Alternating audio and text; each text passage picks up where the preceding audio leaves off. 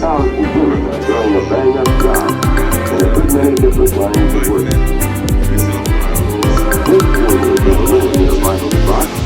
As manager of passenger transportation, it is his intent to have friends everywhere who want to go places.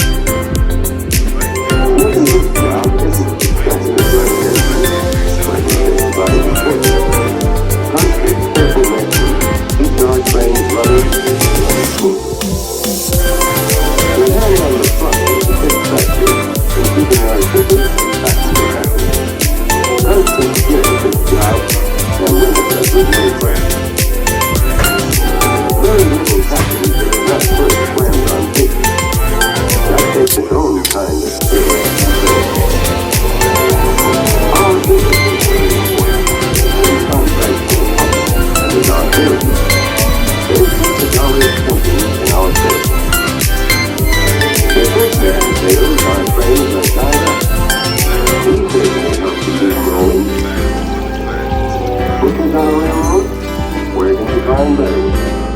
Our tandem service knows how to win friends among the passengers. Service is a big word in our game. This is the kind that passengers really enjoy. The kind that makes passengers constant customers. See how it goes.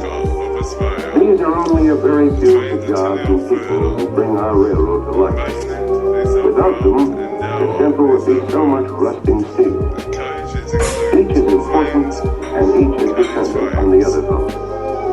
Yet the employee working behind the scenes is just as vital to the success of our business and to the job security of all of us as those who meet the public every day.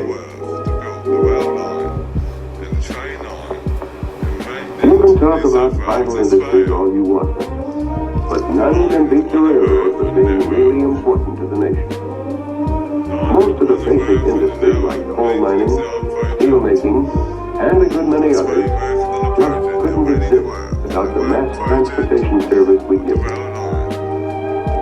There is hardly a raw material or a finished product which is not all by us at some stage of the game. We not only haul the goods, we haul the machines that make the goods. Our coal handling alone keeps business humming. Over 1 million carloads a year roll over the New York Central Railroad. There is another job we do that is essential to this country of ours. It's moving the United States mail. Our rolling post offices handle thousands of tons each month. Letters, papers, and parcels ride on the head end of our most important trains.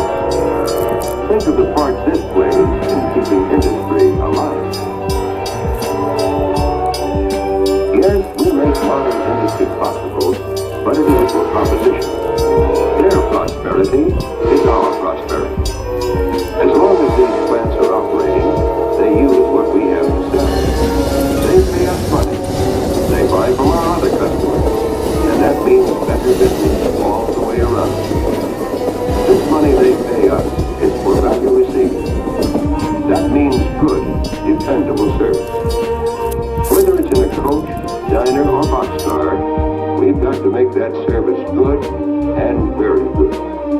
It must please our customer, whether he is a vacationer or a shipper. Our railroad contributes to the welfare of the country in another way. The taxes we pay give our communities a sizable income. As a matter of fact, part of our tax money is paid to communities where we have no station or service of any kind. The more business we have, the more we contribute to the well-being of the area where our railroad operates. The money we spend for supplies is staggering. We shop for an amazing variety of products, and our purchasing department spent more than $170 million for supplies in a recent typical year.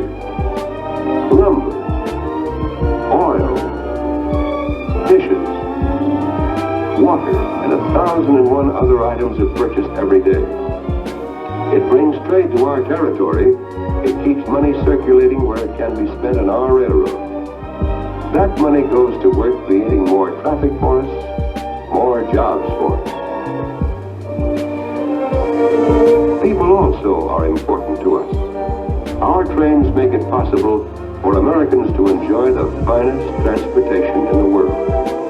When they travel, it means more business for all our other customers. We all know that courteous, efficient passenger service helps to bring us much of our freight. Most people like to travel on a train, and to protect our own jobs, we must make them keep on liking it.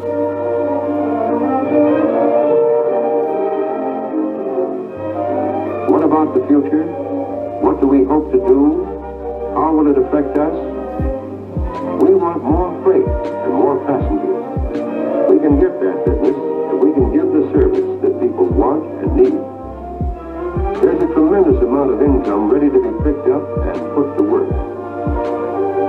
New industries located on our line. Greater expansion in the cities we serve. More people working and more supplies needed. It forms a snowball that gathers size and speed as we work together. People stayed home during the years of World War II because it wasn't easy or popular to travel. Many of them saved money with the idea of taking trips when things got better. Well, things are better now, and they are making those trips. The question is, how many of them can we get to ride on our train? There are other ways to travel, and the air, bus, and steamship lines also want the business. And they are working hard to get it. It's up to us, all of us. One of our jobs is to figure out how to get more loads for our freight cars. We've got to keep a steady stream going into these cars and rolling over our railroads in order to keep us at work. That's a responsibility we all have to share.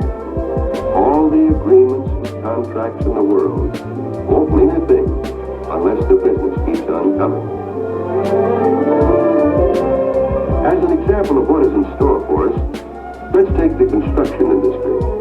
In this field, there has been a tremendous development. Uncounted thousands of houses and other buildings are needed all over the country. We will haul more and more materials for both private home construction and industrial building. We have a perfect setup for it, and the best possible equipment to handle the load. Whole new industries are growing up along our tracks. We will help to build them, and we will serve them after they are in operation. Vast areas of new homes are developing, and these activities need what we have to offer. Again, we will continue to serve. The people who live in these homes are potential passengers and shippers. At this point, you're probably wondering how we're going to get all this business. What is the company going to do to help us bring in the revenue? Well, that's a fair enough question, and here's some of the answers. Let's take new equipment first.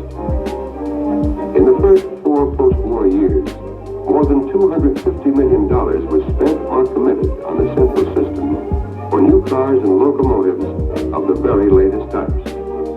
The 820 passenger train cars purchased in this program constituted the largest order for passenger equipment in railroad.